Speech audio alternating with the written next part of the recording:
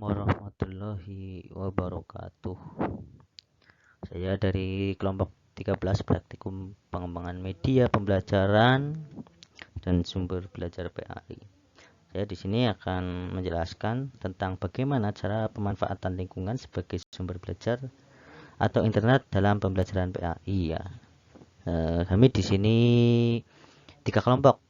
Yang pertama saya sendiri, Alwi Hakim, kemudian Dian Novita, dan Mbak Firly Nuraini. Mari kita masuk materi. Pemanfaatan lingkungan sebagai sumber belajar atau internet dalam pembelajaran PAI. Lingkungan, ya, apa sih itu lingkungan?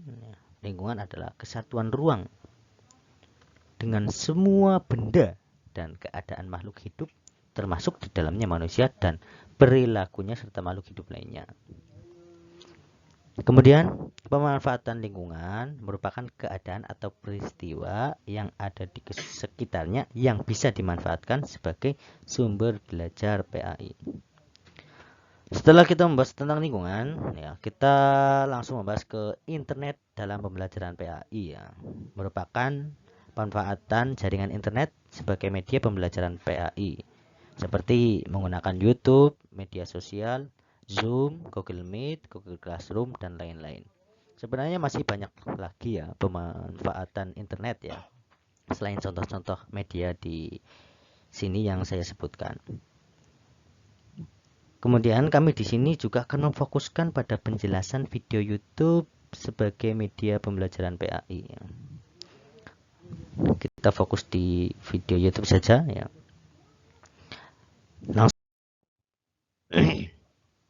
Langkah-langkah pemanfaatan lingkungan sebagai sumber belajar PAI. Dalam memanfaatkan lingkungan sebagai sumber belajar PAI, kita perlu langkah-langkah ya sebelum melakukan semua itu ya. Yang pertama, menentukan tujuan belajar, kemudian tujuan objek yang harus dipelajari, menentukan apa yang dikerjakan. Kemudian selanjutnya persiapan teknis ya, setelah menentukan apa yang dikerjakan, kemudian persiapan teknis, selanjutnya melaporkan hasil-hasilnya, kemudian kesan yang diperoleh oleh siswa, dan yang terakhir adalah penilaian hasilnya. Nanti akan dijelaskan di slide berikutnya dan lebih rinci ya. Langkah-langkah pemanfaatan ya, atau memanfaatkan lingkungan sebagai sumber belajar PAI. Yang pertama, guru dan siswa sebelum memulai pembelajaran menentukan tujuan belajar dulu ya. Kami di sini ya memilih materi ke-10 Madrasah Ibtidaiyah kelas 1. Materinya yaitu tentang hadis tentang kebersihan. Tujuannya di sini ya, tujuan pembelajaran berdasarkan buku Al-Quran Hadis Madrasah Ibtidaiyah kelas 1 Kementerian Agama.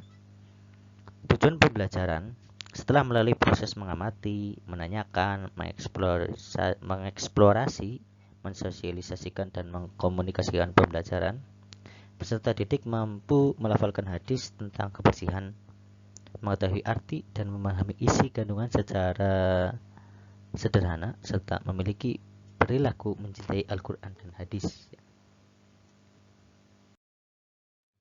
Oke, selanjutnya tentukan objek yang harus dipelajari dan dikunjungi. Tentunya objeknya kita memilih objek yang sesuai dengan materi ya. Nah, di sini karena materinya tentang hadis kebersihan, ya, maka kita memilih objek sekitar sekolah yang bisa untuk dibersihkan ya. Membersihkan lingkungan ya, biasanya di depan sekolah, di WC, di sekitar, di musola dan lain-lainnya. Selanjutnya, menentukan cara belajar siswa pada saat proses dilakukan. Sebelum melakukan proses pembelajaran,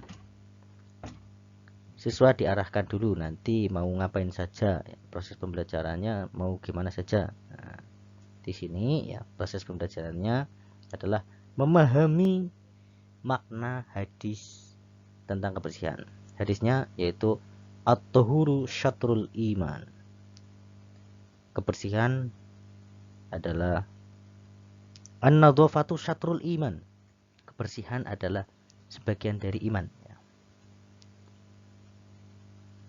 Setelah siswa membaca, menghafalkan dan menghafalkan artinya, ya, lingkungan sebagai sumber belajar, pemanfaatan ini untuk membantu memahami hadis, ya.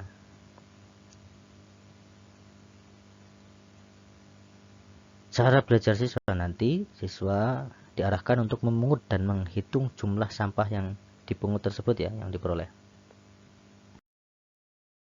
Dan selanjutnya, persiapan teknis yang diperlukan untuk kegiatan belajar.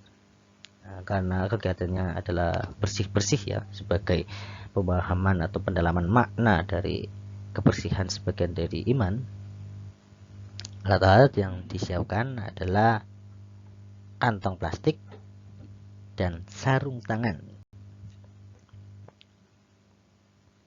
Kemudian selanjutnya, setiap kelompok diminta melaporkan hasil-hasilnya.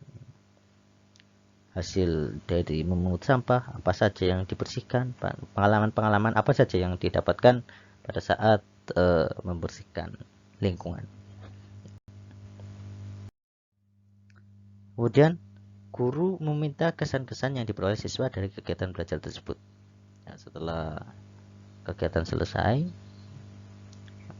sudah dilaporkan kepada guru hasil belajarnya. Kemudian karena ini sebelum melaksanakan kegiatan, siswa dikelompok-kelompokkan dulu, ya. Nanti setiap kelompok diminta perwakilan untuk maju menjelaskan pengalaman dan kesan-kesan apa saja yang didapatkan selama proses berlangsung. Kemudian yang terakhir, guru memberikan penilaian terhadap kegiatan belajar siswa dan hasil yang dicapai. Dalam menilai ini, ya, guru menilainya berdasarkan hasil memungut sampah, ya, tingkat keikhlasan siswa, keuletan, ketelitian, dan keseriusan siswa dalam melaksanakan kegiatan. Apakah siswa itu memang benar-benar ikhlas, ulet, ya, rapi dalam membersihkan, tidak hanya memilih sampah yang besar-besar saja, yang kecil-kecil juga diambil, dibersihkan, dirapihkan, dan keseriusan siswa, ya, apakah dia mengerjakannya dengan terpaksa atau dengan senang. Nah, ini akan menjadi tolak ukur dalam penilaian. Nanti juga siswa diarahkan pemahamannya, ya, bahwa kegiatan ini adalah kegiatan dalam rangka memahami hadis yang tentang kebersihan tersebut, ya. Oke, sekian dari saya. Terima kasih.